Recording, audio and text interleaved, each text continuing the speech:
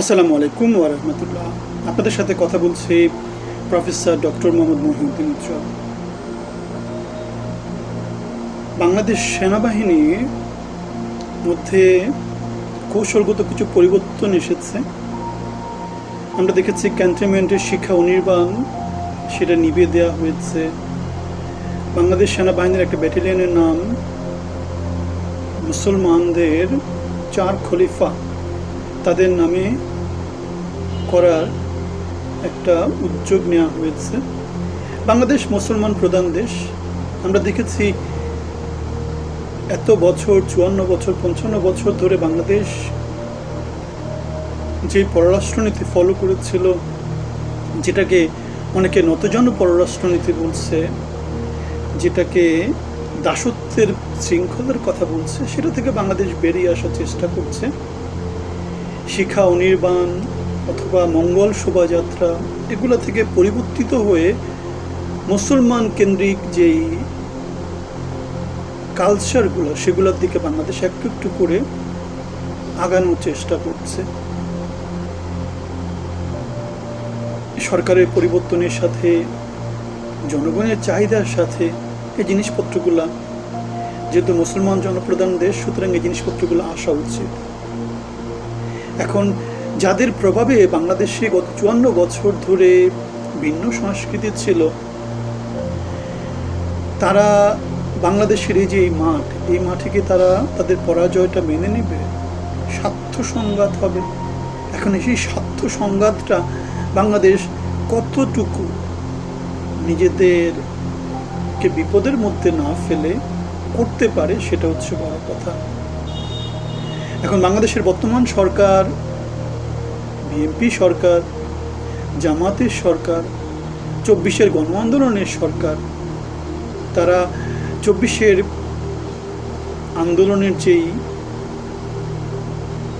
মূল থিম যেটা ছিল, যে গণতন্ত্র, দেশ হবে যোগ্যতা ভিত্তিক সমাজ হবে, গণতন্ত্র থাকবে, সবার সমান অধিকার থাকবে, কেউ বৈষম্যের শিকার হবে না, সেই জিনিসপত্রগুলোকে নিশ্চিত করতে পারছে নাকি জাস্ট কেতাবি কোনো কাজ, ছোটোখাটো কাজগুলো করছে তারা, যে কাজগুলো লং টার্মের কোনো এফেক্ট নাই। কেন আমরা দেখতে পেয়েছি সংসদে একটা জিনিস আলোচনা হয়েছে, এনসিপির নাহিদ ইসলামের প্রাদো নিয়ে চলাফেরা করা নিয়ে সংসদে আলোচনা হয়েছে।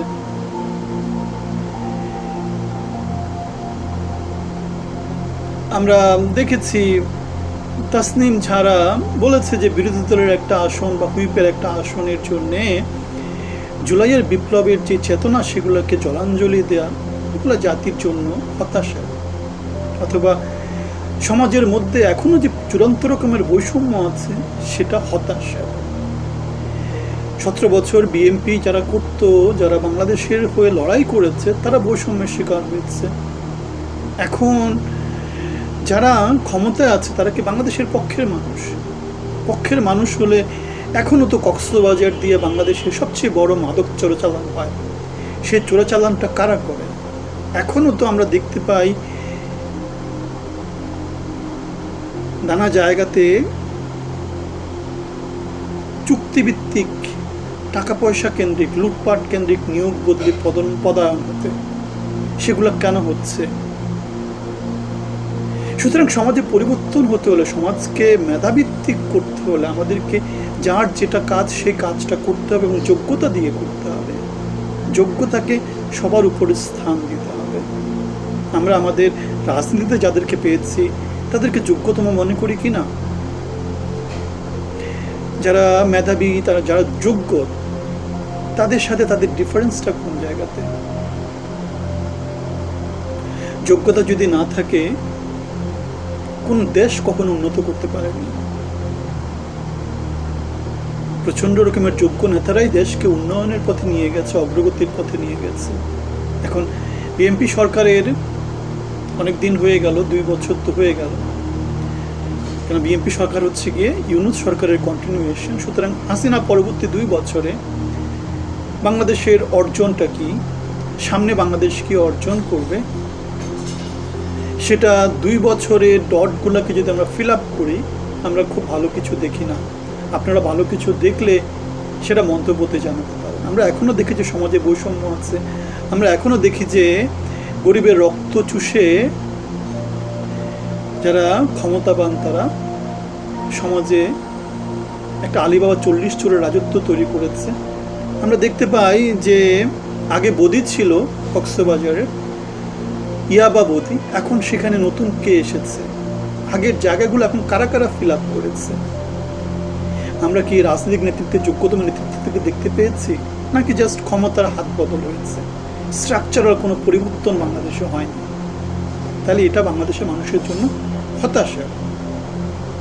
প্রথম হলো একটা নিউজ করেছে, সেটা হচ্ছে তানবীর বুয়েটের কম্পিউটার সায়েন্স ডিপার্টমেন্টের 2017 সালে এসএসসি, 2019 সালে এইচএসসি, বুয়েট থেকে 2025-এ কম্পিউটার সায়েন্স অ্যান্ড ইঞ্জিনিয়ারিংয়ে সে স্নাতক সম্পন্ন করেছে এবং বাংলাদেশ সিভিল সার্ভিসে বিসিএসে সে 49তম বিসিএসে সে প্রথম স্থান অধিকার করেছে।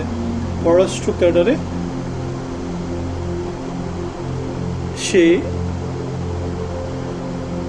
প্রথম হয়েছে। বুয়েট আমরা যেখানে পড়াশোনা করেছি, আমি যেখান থেকে পড়াশোনা করেছি, সুতরাং আমরা দেখতে পাচ্ছি সবচেয়ে মেধাবী, সবচেয়ে শ্রেষ্ঠ সন্তানরা বাংলাদেশ প্রকৌশল বিশ্ববিদ্যালয়ে পড়ে। তারা ইঞ্জিনিয়ার না হয়ে কূটনীতিবিদ হতে চায়, তারা প্রশাসক হতে চায়, তারা ইঞ্জিনিয়ারিংয়ের নলেজটা সমাজের জন্যে, দেশের জন্যে করতে চায়। যেমন আমার ক্ষেত্রে কি হয়েছে, আমি ইঞ্জিনিয়ারিং পড়েছি, ইঞ্জিনিয়ারিংয়ে মাস্টার্স পিএইচডি করেছি, এমবিএও করেছি, বিসিএস প্রশাসনে ছিলাম, টিচিংয়ে ছিলাম, টিচিংটাকে চুজ করেছিলাম দেশের মানব সম্পদ উন্নয়নে, দেশের অগ্রগতিতে ভূমিকা পালন করার জন্য। প্রফেসর হয়েছিলাম, 20 বছরের মতো সার্ভিস দিয়েছি। অবৈধ কোনো কাজে কখনো ছিলাম না। প্রশাসন, বিসিএস প্রশাসন থেকে বের হয়ে শিক্ষকতা চাকরিটাকে চুজ করেছিলাম। সমাজের উন্নয়নে ভূমিকা রেখেছি। অ্যাটলিস্ট সততা, কর্মদক্ষতা, মেধাভিত্তিক সমাজ তৈরি করার একটা চেষ্টা করেছি। এখন এই যে তানবীর বুয়েটের কম্পিউটার সায়েন্স ডিপার্টমেন্টের প্রচণ্ড মেধাবী একজন সন্তান, একজন প্রকৌশলী, তিনি বাংলাদেশের ফরেন সার্ভিসটা সিলেক্ট করেছেন। আমরা অনেক কিছুই বলতে পারি, বাট একজন প্রকৌশলীর, একজন ইঞ্জিনিয়ারের এন্টারপ্রেনারশিপ, ব্যবসা অথবা কোনো ইঞ্জিনিয়ারিং অ্যাডভেঞ্চার যেটাকে বলে, ইঞ্জিনিয়ারিং টাইপ কোনো কাজ কাম, গবেষণামূলক কোনো কাজ কাম, সেগুলোতে যাওয়া দরকার ছিল। তার মতো মেধা পুলিশে, প্রশাসনে, ট্যাক্সে অথবা আমাদের যেই কর আছে আর কি, সেগুলাতে যাওয়ার কোনো দরকার নেই। কিন্তু কেন যাচ্ছে? কারণ আমরা দেখতে পাচ্ছি যে সমাজের সম্মান হচ্ছে তাদের, ইঞ্জিনিয়ারদের কোনো সম্মান নাই, মেধাবীদের কোনো সম্মান নাই, রাজনীতিবিদদের সম্মান আছে। যে যত অপান্তেয়, যার পড়াশোনা সবচেয়ে যত খারাপ, সে তত ভালো পজিশনে আছে। উকিল, ব্যারিস্টাররা খুব ভালো পজিশনে আছে, রাজনীতিবিদরা আরও ভালো পজিশনে আছে, ডাক্তাররা খুব খারাপ পজিশনে আছে। তারা পেশাগত দিক থেকে অত সফলতা পেলে টাকা পয়সা পায়, কিন্তু সেখান থেকে আবার ভাগ বাটোয়ারা হয়ে যায়। ইঞ্জিনিয়াররা প্রচণ্ড মেধাবী, প্রচণ্ড কষ্ট করে সারা জীবন, কিন্তু সমাজে তেমন করে প্রভাব রাখতে পারে না। প্রভাব কাদের আছে? সবচেয়ে অপান্তীয় যারা, রাস্তা আমার ভাই তোমার ভাই করা, ককটেল তকটেল মারা, হকিস্টিক নিয়ে, লাঠি সোটা নিয়ে সংঘর্ষে লিপ্ত হওয়া লোকজন হচ্ছে সবচেয়ে বড় ক্ষমতাবান লোক। এটা স্বাভাবিক। বাংলাদেশ যেহেতু তৃতীয় বিশ্বের একটা উন্নত দেশ, এখানে বেশিরভাগ মানুষই হচ্ছে অশিক্ষিত, সুতরাং এখানে শিক্ষিতদের মূল্য থাকবে না। এখানে ওই অশিক্ষিত লোকজনের, মারামারি করার লোকজনের মধ্য দিয়ে যে লোকগুলো উঠে আসবে, তারাই সমাজের সবচেয়ে উপরের অঙ্গনে থাকবে। একটা দেশ উন্নত হতে হলে অ্যাভারেজ মেধাভিত্তিক ওই দেশের উন্নতি হতে হয়। বাংলাদেশের মেধাভিত্তিক অ্যাভারেজ তো উন্নতি নেই। বাংলাদেশের মেধাভিত্তিক অথবা যোগ্যতা ভিত্তিক অ্যাভারেজ কোনো কিছু নয়, বরং যোগ্যতা যাদের আছে তারা অ্যাভারেজ না, তারা অনেক নিচে আছে। যাদের যোগ্যতা নেই তারা অনেক উপরে আছে। সুতরাং যেহেতু বেশিরভাগ মানুষই যোগ্যতাহীন, সুতরাং ওই যোগ্যতাহীনদের মধ্যে যারা মারামারি কাটাকাটি করে উপরে উঠতে পারবে তারাই উপরে উঠছে। যোগ্যতা সম্পন্ন মানুষ বাংলাদেশ ছেড়ে চলে যাচ্ছে। তানভীর পররাষ্ট্র ক্যাডারে গেছে, হয়তো বা দেশে থাকতে চায় না, দেশে বিদেশে নানা জায়গাতে বাংলাদেশকে রিপ্রেজেন্ট করতে চায় এবং দেশের হয়ে যত ছোট কন্ট্রিবিউশন সেগুলো করতে চায়। সে কাস্টমসে যায়নি, সে ট্যাক্সে যায়নি, তার প্রথম প্রচণ্ডই ছিল হচ্ছে পররাষ্ট্র, এবং সেখানে সে প্রথম হয়েছে। তার জন্য অনেক অনেক সুস্বাগত। আমরা দেখেছি অনেক ডাক্তার, অনেক প্রকৌশলী, বর্তমানে ওই ট্রেন্ডটা অনেক অনেক বেশি, যেহেতু সমাজের মধ্যে সুষম বন্টন নাই, সুশাসন নাই। সুতরাং অল্প কিছু যেই ক্ষমতার বানদের যে পজিশনগুলো আছে, প্রশাসন cadre, police cadre, customs cadre, tax cadre, BCS cadre, ওগুলোর মধ্যে সবাই যাওয়ার জন্য মারামারি কাটাকাটি করছে, চেষ্টা করছে। উৎকর্ষ সাধনের কোনো চেষ্টা হচ্ছে না। যেটা হচ্ছে আমার ভাগটা কোথায়। কেন দেখতে পাচ্ছে যে রাজনীতি করে, মারামারি কাটাকাটি করে, লুটপাট করে, ব্যাংক ডাকাতি করে, শেয়ার বাজার লুট করে, বিমা লুট করে, ফিন্যান্স লুট করে, রাজনীতিকে লুট করে, দেশে গণ আন্দোলন করে, বিপ্লব করে, আলটিমেটলি যেটা দেখা যায় দিন শেষে সেটা হচ্ছে কে কত ভাগটা নিতে পারে। ইউনূস লুটপাট করেছে, মানুষের ক্ষুদ্র ঋণের ব্যবসা করেছে, লুটপাট করে লক্ষ লক্ষ কোটি টাকার মালিক হয়েছে, গ্রামীণ ফোন দিয়েছে, গ্রামীণ ব্যাংক দিয়েছে, গ্রামীণ ট্রাস্ট করেছে, গ্রামীণের নামে হাজার হাজার কোটি টাকার দেশে বিদেশে সম্পদ করেছে। সরকারে গিয়ে যতবারই গিয়েছে ততবারই অবৈধ সুযোগ সুবিধা নিয়েছে। যারা যারা গিয়েছে, সৈয়দা সাদ কি আছে না, বেলার নির্বাহী পরিচালক, যারা যারা গিয়েছে সবাই ওই চেষ্টাই করেছে। নিজের জন্য বাড়ি নিয়েছে, নিজের জন্য গাড়ি নিয়েছে, এভাবেই তো চলেছে। চিকিৎসা দেশে না করে দেশের বাইরে করেছে। বেতন পায় 1 লাখ টাকা, চিকিৎসা ভাতা নিয়েছে 10 লাখ টাকা, এভাবেই জনগণের টাকা লুটপাট করেছে। কালের কণ্ঠে একটা নিউজ করেছে, আমাদের গতবারের ইউনূসের সময় যে অর্থ উপদেষ্টা ছিল সালাউদ্দিন, সে 18 মাসের 90 লাখের মতো চিকিৎসা ভাতা নিয়েছে, জনগণের টাকা তছরূপ করেছে। আমাদের রাষ্ট্রপতি বর্তমানে যে চুপ্পু শাহাবুদ্দিন, ইংল্যান্ডে গিয়ে, সিঙ্গাপুরে গিয়ে নানা জায়গাতে চিকিৎসা করেছে, জনগণের কোটি কোটি টাকা তারা ব্যয় করেছে। এর আগে যে ছিল আব্দুল হামিদ, একই রকম, যে যেভাবে পেরেছে লুটপাট করেছে। সুতরাং জনগণকে লুটপাট করা এটাই হচ্ছে গিয়ে যে যেখানে পেরেছে, যেভাবে পেরেছে সেটা করেছে। কিন্তু তার মধ্যেও বাংলাদেশের জনগণের মধ্যে কিছু সততার লোকজন আছে, এবং নিশ্চিতভাবে বলা যায় যারা শিক্ষকতায় থাকে, যারা প্রশাসন বা এরকম কোনো পেশায় চাকরি পাওয়ার পরেও চাকরি করেনি, তারা নিশ্চিতভাবে সৎ মানুষ। সততায় তাদের কোনো তুলনা হয় না। সুতরাং সৎ মানুষের একটা অহংকার থাকবে, সে অহংকারটা আমরা ধারণ করি। যোগ্যতার একটা অহংকার থাকবে, সেটাকে আমরা ধারণ করি। সমাজকে কিছু দেওয়ার যেই সৌভাগ্য, সেটা আমরা ধারণ করি। আমরা অন্যায়ের বিরুদ্ধে কথা বলেছি ইউনূসের সময়, হাসিনার সময়, এখন বিএনপির সময়ও কথা বলছি। এগুলো অন্যায়, এগুলো বৈষম্য। জনগণের সাথে এই কাজগুলো হচ্ছে। এখন ইতিহাস থেকে কেউ শিক্ষা নেয় না। ইতিহাসের এটাই হচ্ছে গিয়ে সবচাইতে বড় শিক্ষা। আমরা দেখেছি 1/11 সরকারের সময় হাওয়া ভবন কেন্দ্রিক যে লুটপাট, সেটা নিয়ে দেশে একটা অস্থিতিশীল অবস্থা তৈরি হতে। আমরা দেখেছি 17 বছরের ফ্যাসিজম পরবর্তীতে হাসিনা সরকার দেশ থেকে পালিয়ে যেতে। আমরা দেখেছি আমাদের বর্তমান সেনাপ্রধান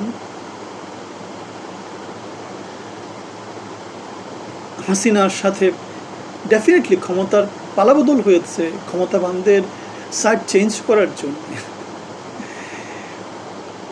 জনতার মঞ্চ তৈরি করেছিল কারা?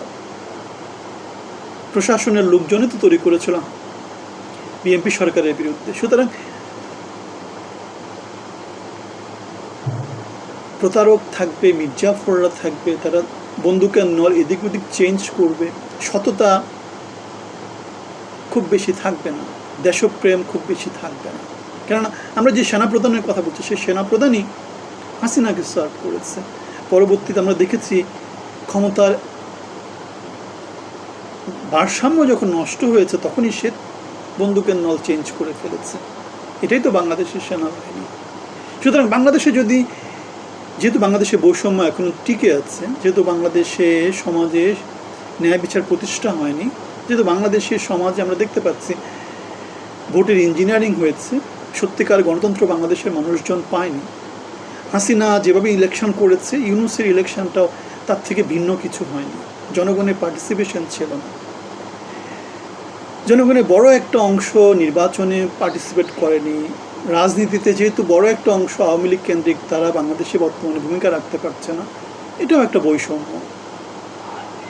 সুতরাং এই বৈষম্য কেন্দ্রিক সমাজে আবার যে কবে কোন কেউ আন্দোলন করে বেড়ায় এবং তার ফলটা বাংলাদেশের জনগণের উপর দিয়ে যাবে, এবং বর্তমানে যারা ক্ষমতার কেন্দ্রবিন্দুতে আছে তাদেরকে তাদের অনৈতিক কার্যক্রম, অবৈধ কার্যক্রম, তারা বর্তমানে যেই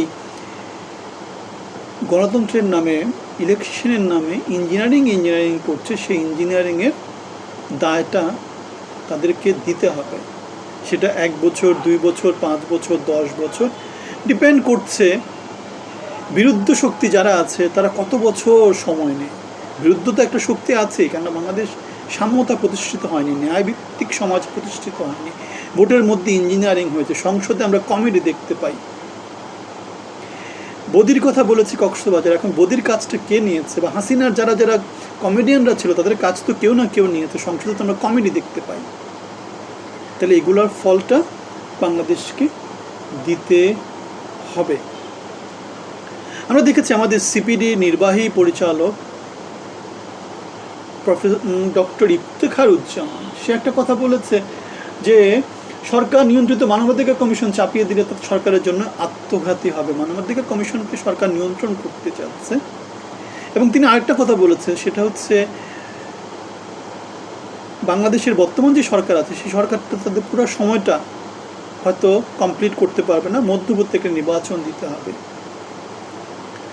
ডিপেন্ড করছে বাংলাদেশের বর্তমানে যারা বৈষম্যের শিকার হচ্ছে তারা কিভাবে আন্দোলন করে, তারা কিভাবে তাদের অধিকার আদায়ের সংগ্রামে রাজপথে অ্যাক্টিভ থাকে, এবং বাংলাদেশের বর্তমানে যারা ক্ষমতার কেন্দ্রে আছে তারা কিভাবে তারা সেটাকে প্রতিহত করে। এখন পুরো কাজটাই হচ্ছে গিয়ে রশি টানাটানি, যার বেশি শক্তি সে জয়লাভ করবে। বাংলাদেশ লাঠিয়াল কেন্দ্রিক বাংলাদেশ, সেটাই আমরা দেখতে পেয়েছি। যার যোগ্যতা যত কম সে তত উপরে উঠেছে, এবং ওই লাঠিয়ালদের মধ্যে খুব বেশি লাঠিয়াল কাদের পক্ষে আছে সেটার উপর ডিপেন্ড করছে কোন দল পরবর্তীতে বাংলাদেশের ক্ষমতার কেন্দ্রবিন্দুতে আসবে। এখন আমরা জানি উগ্রতার দিক থেকে বাংলাদেশ আওয়ামী লীগ এর কাছে বিএনপি এবং জামাতেরা শিশু। আর বাংলাদেশের চারদিকেই যেহেতু ভারত কেন্দ্রিক একটা বলয় আছে এবং ভারতের সাথে দূরত্ব তৈরি করে বর্তমানে বাংলাদেশের কোনো সরকার টিকে থাকা কোনোভাবেই সম্ভব না। সাপ্লাই চেইন একটু এদিক ওদিক করে দিলে বাংলাদেশের জনগণের মধ্যে বিদ্রোহ শুরু হয়ে যাবে, জিনিসপত্রের দাম বেড়ে যাবে। এই অবস্থায় বাংলাদেশকে অস্থিতিশীল করে দেওয়া ভারতের জন্য কোনো ব্যাপারই না। আমরা দেখতে পেয়েছি বাংলাদেশের সেনাবাহিনী, বাংলাদেশের পুলিশ, বাংলাদেশের প্রশাসন সবাই এখন ভারতকেন্দ্রিক যেই বলয়টা ছিল 54 বছর ধরে সেখান থেকে পরিবর্তিত হওয়ার চেষ্টা করছে। কিন্তু 54 বছর ধরে ভারতের যে বলয় বাংলাদেশে প্রতিষ্ঠিত হয়েছে সেই বলয়টা এখন যারা আছে তাদের পক্ষে পরিবর্তন করা কতদূর সম্ভব? চীন কেন্দ্রিক, পাকিস্তান কেন্দ্রিক, আমেরিকা কেন্দ্রিক, সেটাতে আমরা যথেষ্ট সন্দিহান আছি। এখন ডক্টর ইফতেখারুজ্জামানের সাথে আমরাও সেটা অনেকদিন ধরে বলে আসছি, বাংলাদেশে যদি ন্যায়ভিত্তিক সমাজ প্রতিষ্ঠিত না হয়, সাম্যতা, মানবিক মর্যাদা এবং ন্যায় বিচার প্রতিষ্ঠিত না হয়, গণতন্ত্র প্রতিষ্ঠিত না হয়, যদি 54 বছরের সংস্কৃতি 24 পরবর্তী সময়েও চালু থাকে, লুটপাট কেন্দ্রিক সমাজ চালু থাকে, বদিদের কেন্দ্রিক সমাজ চালু থাকে, শুধু হাত বদল হয়, গঠনগত পরিবর্তন যদি না হয়, তাহলে আলটিমেটলি বাংলাদেশের রক্তাক্ত হবে। বাংলাদেশ বারবার একই বৃত্তের মধ্যে ঘুরপাক খেতে থাকবে। আমরা চাই বাংলাদেশের গঠনগত রাজনীতিতে পরিবর্তন আসুক, বাংলাদেশের মানুষের চিন্তা চেতনায় পরিবর্তন আসুক, এবং লাঠিয়াল কেন্দ্রিক বাংলাদেশের যেই রাজনৈতিক প্রভাব, সেটা থেকে বুদ্ধিভিত্তিক একটা রাজনীতিতে বাংলাদেশ ধীরে ধীরে এগিয়ে যায়, যেখানে যোগ্যতাই হবে দেশকে নেতৃত্ব দেওয়ার একমাত্র মাপকাঠি। পালিয়ে থাকা অযোগ্য নেতৃত্ব, পালিয়ে যাওয়া নেতৃত্ব, অশিক্ষিত নেতৃত্ব দেশকে কোথাও কখনো নিতে পারেনি। 54 বছরের ইতিহাস আমাদেরকে সেটাই বলে। আপনাদের ভিন্নমত থাকলে জানাবেন। আপনাদের সবার জন্য অনেক অনেক শুভকামনা। আসসালামু আলাইকুম ওয়া রাহমাতুল্লাহি ওয়া বারাকাতুহু।